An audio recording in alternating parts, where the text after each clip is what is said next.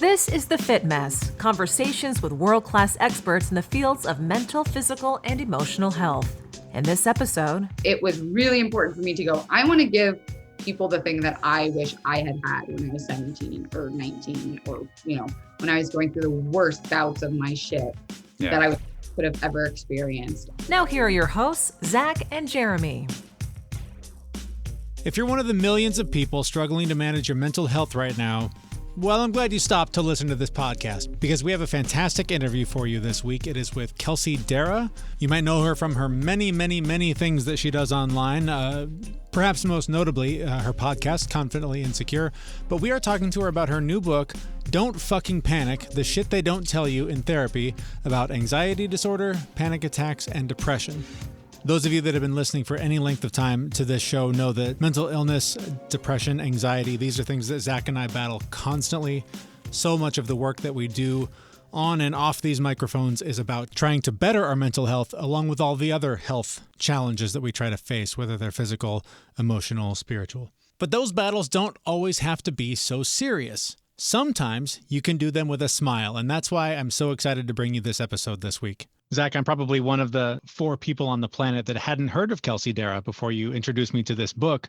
And I'm bummed that I didn't get to participate in this interview because you guys had a great conversation. Yeah, you really missed out. And actually, part of me, like after we talked, I was actually thankful that you weren't there because it was a wonderful 30 minutes for me and I soaked it all in myself. I would have just ruined it with some dumb questions about some stuff that nobody cares about. You totally would have been a third wheel. Glad I stayed out of the way for you. But since learning about her, since hearing her story, I've got to say that her story is one that I've always admired about people in the entertainment industry who are successful and battle mental illness. This is something that has held me back in my career for a long time, not from any external sources, but I've had opportunities to at least go after jobs that would have had me more of a front and center entertainer, like a talk show host or broadcaster of some kind. And I'm always terrified of the concept of, okay, 5 days a week at 9 a.m., you've got to have a hot take on some topic and you've got to care about it. And you've got to make however many thousands of people are listening at that time believe that you care about it enough to call you and argue with you about it or agree with you or whatever. And I'm always just like, I generally don't give a shit about most things in general. So pile on to that any given day when, the mental illness demons take over and go, you would probably just better off, the world would be better off without you today. And the idea of getting behind a microphone and going, boy, how about those sewer rates? Give me a call and argue with me about that. Like, it just sounds like a nightmare. So to watch someone like her be able to flip on a camera and be wildly entertaining and know that she's got these demons, that she's wrestling with all the time. I just am unbelievably impressed with people that can do that. And you'll hear it in the interview. I have actually had a conversation with my daughter about this because she has anxiety and she feels broken sometimes, or that she'll never amount to anything because of these problems. And it was great to actually show her Kelsey's book. And she always refers to it as the book with the F word on the cover. But, I've talked to her about it and said, hey, look, it's okay to have these problems. Like, we all have some of these problems. How you react to it is really where you're measured, right? And you can have these problems and still be successful and still do great things and be generally happy, right? Because those of us with these mental problems are never fully happy, but you can be happy most of the time. Right. You mentioned having a daughter, and this last weekend was Father's Day, and as it turns out, was a challenging one for both of us from a mental health perspective. And I love what you're talking about there about how we respond to those challenges, because you did it right. So share what you did on Father's Day and how you fought back the darkness. Yeah. So it's weird. So I'm the anxiety guy, right? I'm just super anxious, always running. And I don't get depressed often. I really get depressed when my anxiety goes away. So like if I've overdone it on the CBD, which I'm known to do a few times a week, and the anxiety goes away, the depression can creep in. But something weird happened. Like, I was just super overwhelmed on Sunday with everything going on, which was weird because like I went to yoga. I don't normally go to yoga on Sundays. I was having a good day And like just this wave hit me in the afternoon. And I was just like, I went from like, all right, I'm having a great day to like, well, if I didn't wake up tomorrow, it would be okay. Right. And that doesn't happen to me very often. And it was really weird. And it hit me. I was just like, for like 3 hours. And my wife even was like, why don't you just go play with Natalie in the pool? And I was like, I'm right, whatever, fun. Dude, I don't want to, but I will. If I have to, I'll go play with my kids. And, I got into the pool and I started moving around, splashing and swimming and moving my body. And like the whole fucking thing just lifted. Yeah. And and I think you're going to get into it in a minute, but it's like, some of these demons, like you always say, tired muscles, quiet, dark voices, right? Mm-hmm. Like Mm-hmm. what, like going for a walk, moving my muscles, doing things that make me happy when I'm not feeling good are what you need. But in that moment, you either don't have the energy to go do it, or in my theory is you're stuck in that. If I know if I go do this, I'm going to feel better, but I want to stay here. I want to, Mm-hmm. I want this to really be my moment in the darkness and the clouds, Mm-hmm. because this is where I've been comfortable my whole life. And, Yeah, it's if I a go, comfortable blanket to wrap yourself up in because it's the one It's the yeah, one where every story you tell yourself about how you're going to be a failure or you don't deserve happiness or you don't deserve good things in life, when you've played that song over and over again for decades, it's the one and it's the one you want to keep playing because trying something else is difficult and scary. And I had a similar situation. Father's Day, it was somewhat external forces, but for the most part, the experiences I was having I think it was kind of the same thing where I'm overwhelmed with the move that we're going through. My job is coming to an end in a few days. There's all this like really heavy stress that I'm carrying around.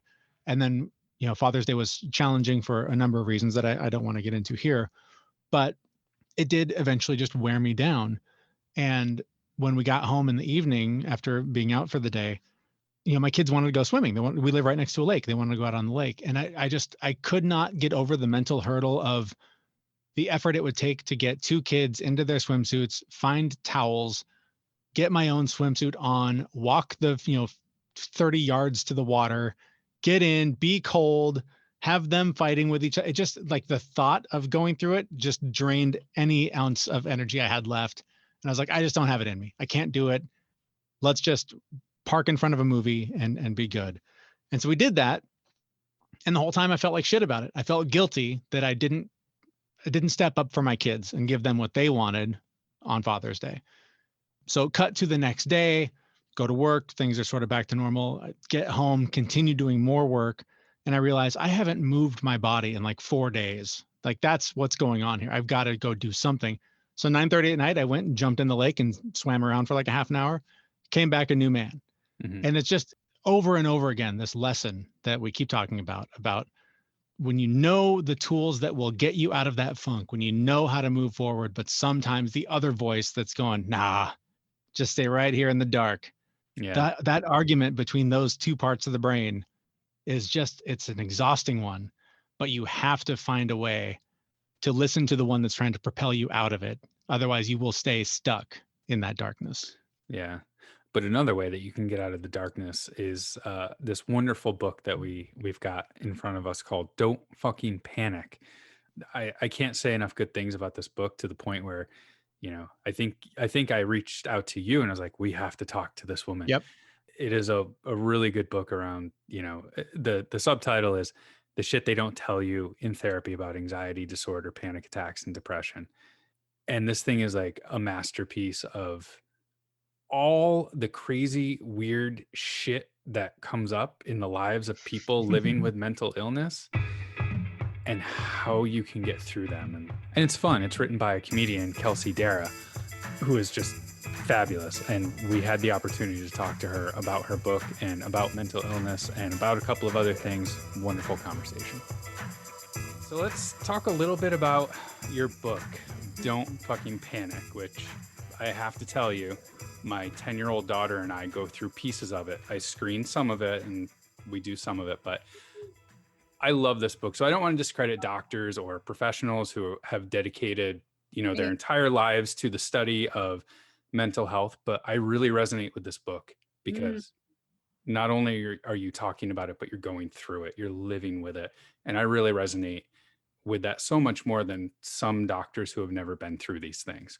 So I'd love it if you could just start off with, give us a little bit of a background on your background and, what led you to write this book. And I have to imagine there was a slight amount of imposter syndrome as you were writing this. You don't say. There's a whole chapter about that imposter syndrome. First of all, thank you. Thank you for saying such nice, wonderful things, and also for giving even just the platform to speak about this stuff, especially being a dude. I think that's so valuable and needed. So right off the bat, kudos to you. You're great. Thank you. Yeah. So for the book, it was I first of all dropped out of 3 colleges. I don't have the best vocabulary. I, never I could never in my wildest dreams have imagined that I would be able to write a book. So the fact that it even was a thing that was produced and people got is still I wake up every day and I'm like, what the fuck? How the fuck did this happen? But this book is unique in that, like you mentioned, it is written from the point of view of someone who has been through this. And when I say been through this, I mean the highs, the lows, that medication, this medication, inpatient rehab, outpatient rehab, suicidal ideology, and misdiagnoses. It was something that when writing the book, I had firmly always believed that my, I'm making quotes, mental health disorder started at a certain point in my age in life, that I was always talking about online, like at BuzzFeed, in the videos I made. I'd always reference this one point of when I was 17 on an airplane and had my first panic attack. And I was like, that for sure was the beginning of my journey. And in writing this, I realized that it had started so much longer ago in my toddler childhood life, with interviewing my parents and, my other family members, of being like, oh, wait, that time I thought I couldn't breathe and we thought I was having an asthma attack and you guys rushed me to the ER and they gave me a little bit of baby Valium and I was completely fine. That wasn't an asthma attack. That was a fucking panic attack. And no one in the ER thought hey, maybe take this girl to a therapist, or hey, maybe this is mental health. We just kind of shrugged it off and went back home oh yeah, that was fucking weird, huh? And we just didn't have the language or the knowledge about it. My parents are very liberal. It's not like they didn't believe any of this stuff existed. We just genuinely didn't know that it could start that young, and really that there were any resources to help me through that kind of stuff. So in writing the book, I actually had a lot of wake-up calls and realizations and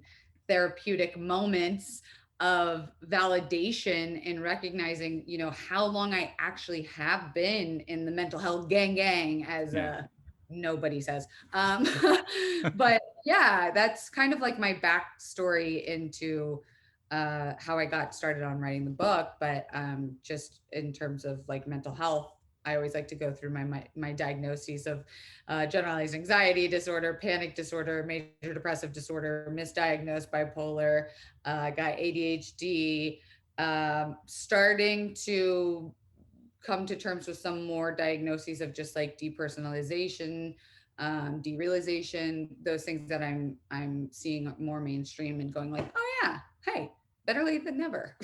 Right. I am just so impressed with all that you've accomplished with all of these things. I live on the anxiety side too. I remember when I was diagnosed, they were like, here's the top of the chart.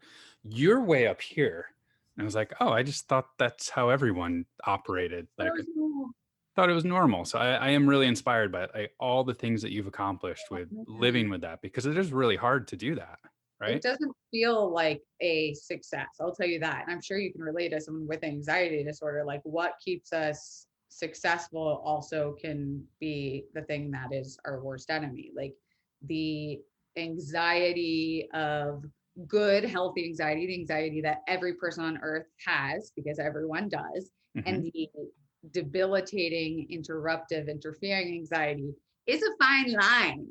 And to kind of skirt into it and fall into that. And again, think that it's a normal thing, but also being this is not normal. I know this is not normal, but it's my normal, is a slippery slope. And I have a big problem with compliments. Like, I don't know how to take compliments on people who are like, wow, like, thank you for this book, or, I like the things you do, because I'm kind of just like, I had no choice but to turn suffering into success. Like, I have no choice but to turn pain into purpose, or like, I probably would have unalived myself by now, right? Like, Yeah. and it's always something, it's a daily thing that you have to fight against. And not fight, I don't mean fight, but you have to Manage. I've always said the day that I realized that I had to stop fighting my anxiety and be friends with it, Woo, acknowledge it, woo, thank it. woo. Like, my whole life changed that day. It was crazy. Fucking literally. Like, my mom used to be like, get mad at it, like, tell it to go away, like, but go against it, like, do something even though you're having a panic attack, like, do the thing, because if you let it consume you. And like, she didn't really, that was how she was able to manage her anxiety growing up. But for me, it was exactly that. It was acceptance, recognition, friendship, uh management. And now I've gone through it so long, and it doesn't mean that it's any less scary when it happens, but I'm able to recognize and go like, oh, I know what this is. Not only do I know what it is, but I know like the clinical chemical things that are happening to me. I Yeah. know the name of it, and knowledge really is power to me in my journey. And that's why I wanted to write the book, is like, I just wanted to give people terminology and experience and go like, hey, if this is happening to you, you're not fucking crazy, you're not fucked up. Like, Yeah. it has a name, and society is starting to catch up to it, and we're finally being more accepting of it. And I think, I didn't plan on writing a mental health book in the middle of a pandemic and having it like be the thing that I think a lot of people could have used, but it turned out that way. And I think even if people are listening who maybe aren't diagnosed, or don't really think they have a problem with it, or know someone in their life that maybe struggles with management, like, I do believe this is a book that everyone can use in terms of just even like learning about what these mental health disorders or issues, or whatever you want to call it, are. Yeah. And your book is not a book that you just read through and take No. some points away. This is a workbook. Like, you got to put some thought into it. You got to go into some dark places sometimes, Yeah. right? Why did you decide to make this a workbook instead of, the traditional, well, I read that, I'm going to be Yeah. better now. Oh man, I love this question, because it's literally like the time where I get to be like, because like nothing else has fucking helped me before. Every book that ever existed about mental health, or like these self-help books, were just things you read, and they tended to be very clinical, very medical sounding. And it came from like some usually like old white dude who I'm like, I can't relate to you about like social media anxiety. Yeah. So for me, it was really important to make it something that was active and something that you could carry around with you, kind of like a toolkit. And every page is a different theme, exercise, chapter.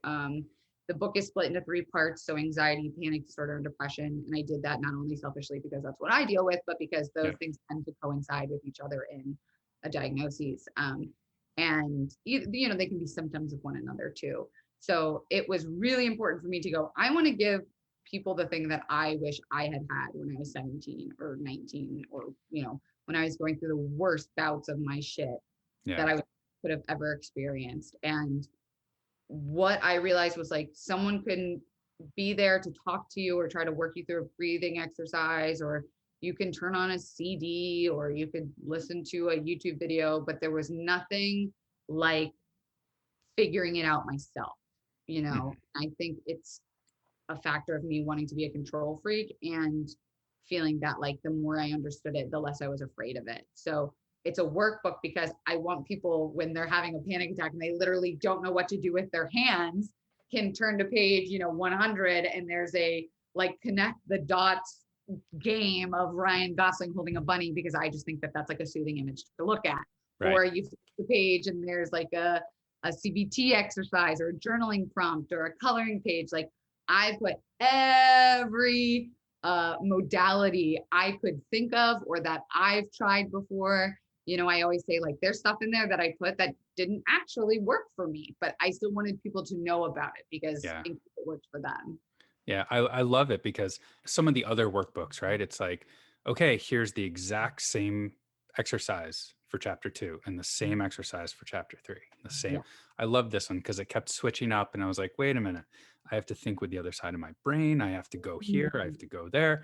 It was just That makes me so awesome. happy. That like makes me so happy. It's like, it's crazy. Like you make this thing, you spend all this time crafting this shit, and then you put it out in the world and you're like, okay, I'm done. But then you forget people read it, Yeah. and like use it. And then you just, yeah, like I said, I don't think I'll ever get used to the idea that it is something I made. Ever. Again, I'll just keep throwing the compliments out. This is Okay, yeah. I forgot. I've read probably 1,000 self-help books to manage everything. And I find this to be like in the top 5 of like usefulness. Like it really is so wonderful, which is why I wanted to talk to you because again, I'm still having a little bit of like, oh my gosh, I'm talking to the person who wrote this book. Me too, if it helps. Like, I'm like, oh my God, I can't believe this is a thing I get to do. So feelings mutual. Awesome. When you go into a book like this though, as the reader, right?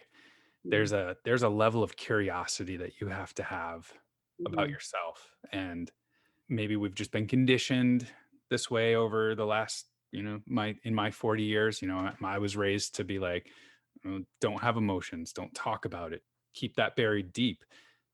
And you got to flip it around and you have to be really curious about yourself. I guess, how have you gone down that road?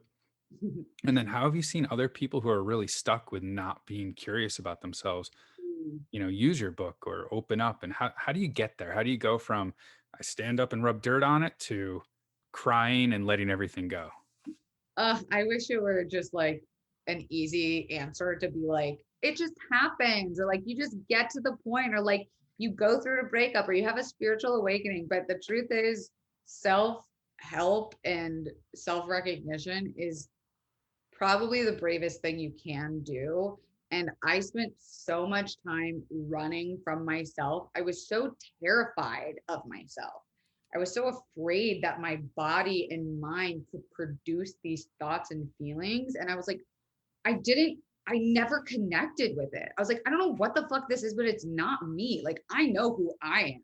And I just not that. This is scary and not fun. And like, I spent so much time, and I'm not anti-medication, I'm on medication, but I did spend a lot of time putting a Band-Aid over a bullet hole with meds that were not healthy, drinking. Oh my God. If anyone knows me from the internet, they know that I was like the internet alcoholic gal, wine extraordinaire. I was very avoidant while still being someone who classified as self-aware, because in comedy, you have to be kind of self-aware and make fun of yourself. Yeah. So, it's not like you just meet a therapist who causes you to answer questions and you're like, oh my gosh, I didn't realize I wasn't really looking inside myself the whole time. It is I don't want to scare people away, but like you know what rock bottom feels like. Like you hit a place where you're like, I'm either going to unalive or I'm going to move and do something different. Yeah. And it was baby steps of course, going to therapy and talking to people about it, but making the decision to actively inject self-care and self-help into my life. And I hate to say self-care because people think it's like level that. I don't mean like self-care that way. I mean like the deep inventory of trying anything. So it was throwing shit against the wall. It was journaling at one point. It was meditating at another point. It was yoga. It was getting sober. It was cutting out this toxic person. It was trauma informed therapy. It was an amalgamation of just being like, what the fuck helps and makes you feel better. And it was not an easy overnight thing. And I don't want people to expect it to be, but just having the bravery and recognition to even go forth into a step of being like, maybe every morning I'm going to say a mantra at myself in the mirror. That sounds fucking stupid, but I'm going to try it. And guess what? I say mantras every motherfucking day now. And they are my favorite thing to come back to and just go like, oh yeah, yeah, this is a thought I'm having and not a fact that exists. And being able to separate yourself out from stuff like that is only things I learned by actively deciding I'm going to figure this out, and making air quotes again. Like, Yeah. I want to have a better life. I want to be a better version of myself. Yeah. Yeah. I've experienced so many times 5 years ago, looking at something that I'm doing now, 5 years ago, I've been like, are you fucking nuts? Why? You're LA crunch, stupid. fucking yoga Yeah. bullshit. But then And you're like, God damn it, I am that person. I don't like it, but it's like, yeah, I love it. it's amazing how like being a little curious, trying new things, even if it sounds stupid, can sometimes be like this amazing thing. So you've unpacked a lot of past trauma, but you just had something happen to you recently that like Yes. had you dive back into your book. Can you tell me a little bit about that? I mean, you are getting the exclusive. I'm kidding. But like, yeah, this is something I've not talked about really beyond just like posting to social media, but we had someone break into our home when we were sleeping and rob us of a bunch of valuables, tons of equipment and computers and money's worth of things, and some, sentimental items that are like irreplaceable Oh, things. that's so terrible. It's annoying. It's never a good time to be robbed. It's Yeah. anger inducing. Like, I'm not so much sad as just fucking annoyed and mad and like, God damn it. You're just like, Yeah. oh, this is never a good time to be robbed. So yes, this last week has been a collection of moving, packing, finding a new place, dealing with management, dealing with the detectives. They found the guy, but they haven't found our stuff yet. Like, it's just been like, it feels like a movie scene in the last week that this has happened. But the first thing that happened, even after all my years of being a mental health advocate and like therapy, the first thing was I completely fucking spiraled. I completely went to black and white thinking. What did I do to cause this? What could have I done differently? Do I deserve this? Am I making the right decision on a new place? Like, what if I lose everything because I moved this thing? I lost meetings because of having to go apartment hunt. And like, what if my business breaks down? Like, of course, I just tossed everything I had spent learning out the window and was like, emotions first, right? Yeah. And I couldn't help it. It just is human nature. And it takes a pretty strong-willed person to go like, this too shall pass, and things are just things. And what's really important in life is here and safe. And it's like, fuck all of that. I'm annoyed. I'm pissed.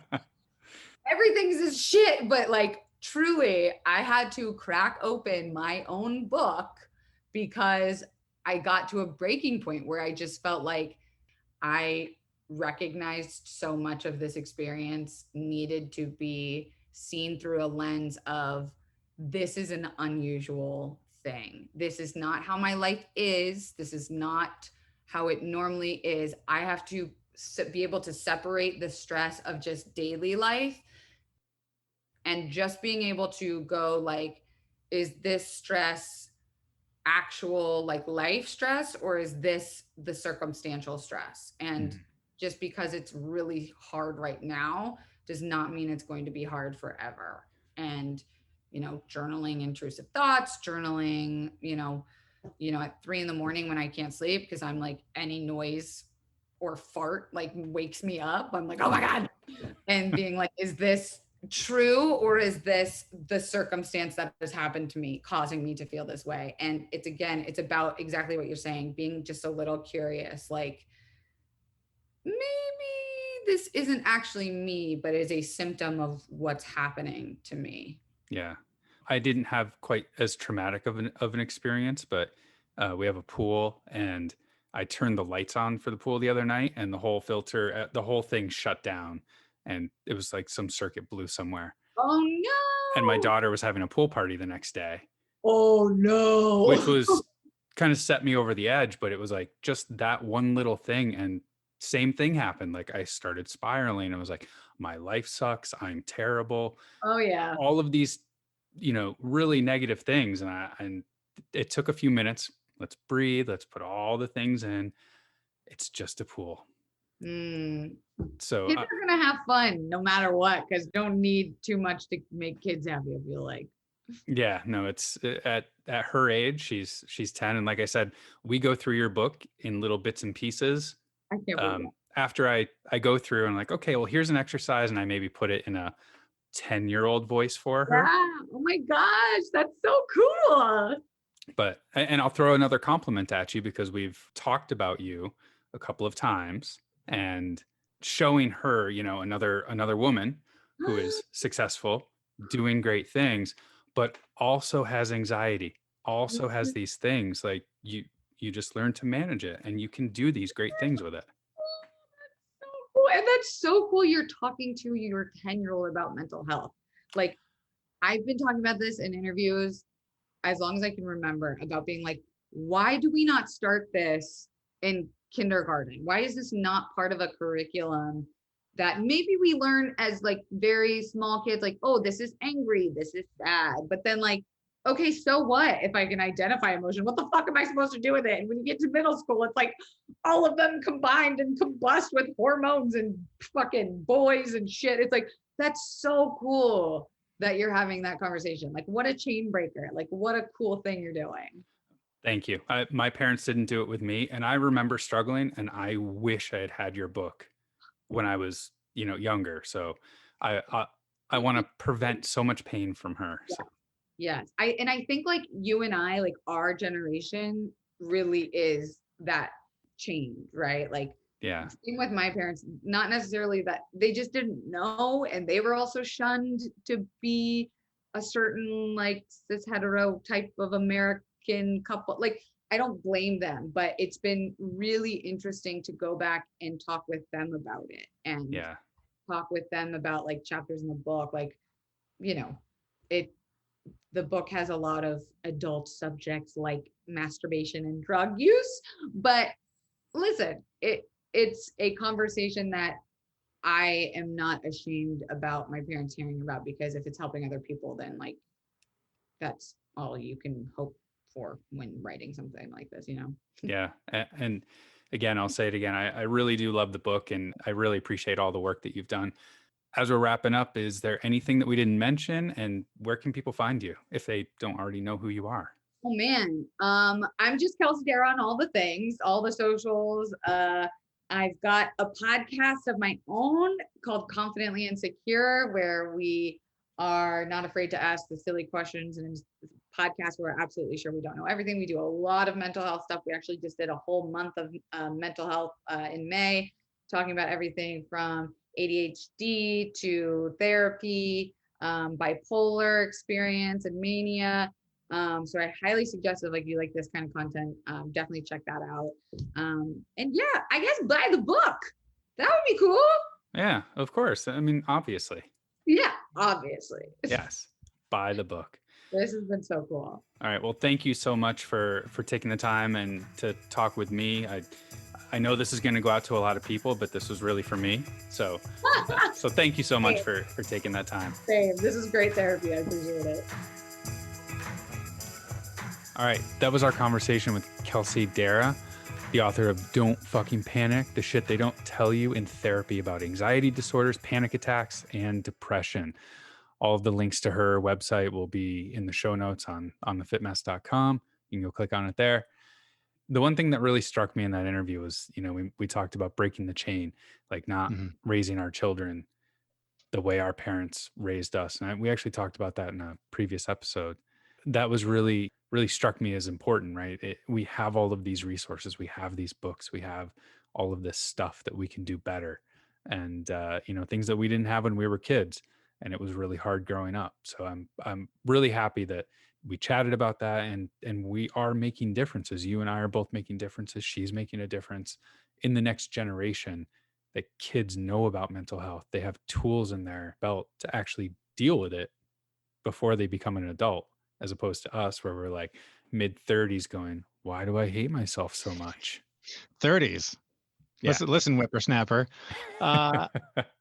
Yeah, I that part stood out to me as well. That is such an important point, and I loved how she expressed that, she thought her mental illness issues began at one point, but it turned out to be many, many years earlier. And I think Yeah. for so many people that go on this journey of sort of self-exploration, self-improvement, or whatever, I think you'll find that whatever things are holding you back, whatever struggles you're having, the more you sort of peel back the layers of that onion, you find yourself when you're like 5 or 6 and going, oh shit, I can't believe that had such a big impact, because you start connecting these dots.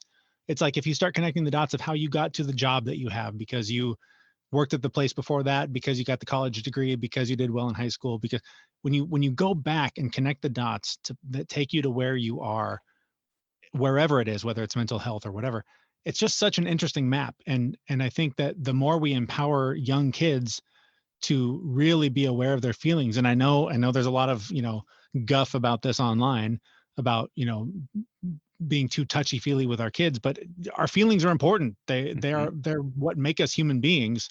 And if we are better able to process them and know how to manage them, they don't come back to haunt us 30 years later. And we don't spend the second half of our life unpacking all the broken, damaged pieces that we carried around for the first half. So I think that's really important. And I'm so glad to have someone like her really being a leader in this field and using her sense of humor to bring a light to, I think, what is a very important topic. Yeah. And the humor part is really important because there's dark places that you can go to when you're doing the self exploration, right? And Mhm. having the ability to laugh or smile while you're doing it is just absolutely critical. Like, I mean, Mhm. I remember going through other books that were just like, okay, let's examine your life choices and why you are the way you are. Mhm. And you're just like, oh, well, no wonder I am the way I am. And rightfully so. I should be a piece of shit because of all of that stuff. Like, like Right. it's so much more lighthearted and allows Mhm. you to kind of process through it with a smile on your face. That's the thing. And that's where I think a lot of the criticism of this sort of work does have some merit. It's the people that are saying, why do you need to relive the past? It's in the past. Let it go. I agree with that. You don't need to relive it, but you need to get that shit out, because you're going to carry it around if you don't deal with it. And ignoring it is not dealing with it. So if you can find a way, perhaps through her book, to do it with a smile, that's a much easier path than the one where you just beat the crap out of yourself until the demon submits and moves on to some other realm. I don't know. I like the ignoring part. That's my Yeah, jam, right? that's easy work right there. That bothers me. Let me open up Facebook or Instagram. Let me go do Yeah. something else. Let me Uh, just ignore that for another 20 years and just keep ignoring it for 20 more years. yeah, eventually I will be dead and it won't matter Right. anymore. Exactly. Exactly. Well, Jeremy, let's wrap it up there. This is a super important topic. We could probably talk for another 3 or 4 hours about this, and I could go I on think and I on think we about. have, if you collect all the mental health episodes that we've done, there's multiple hours there. This is just the latest and a really fun conversation that you guys had. It is. And I'm going to throw one more compliment at her because I complimented her through the entire interview and I think she liked that. So this is an amazing book. She's an amazing person. Really happy we got to talk to her. And with that, we'll wrap things up. So thanks everyone so much for listening. We really appreciate all the support that you give us. Don't forget to subscribe to the podcast on whatever podcast player you use to listen to podcasts. And if you want to learn more about us, you can go to thefitmess.com. We've got links to all of our social media, all of our episodes, and all the things that we like to do in our journey to become healthier on the site. Thanks everyone for listening. We'll see you next Wednesday. See ya, everyone. See how I stole your line? We know this podcast is amazing and doesn't seem to lack anything, but we need a legal disclaimer. Prior to implementing anything discussed in this podcast, it is your responsibility to conduct your own research and consult your physician. You should assume that Jeremy and Zach don't know what they're talking about, and they're not liable for any physical or emotional issues that occur directly or indirectly from listening to this podcast.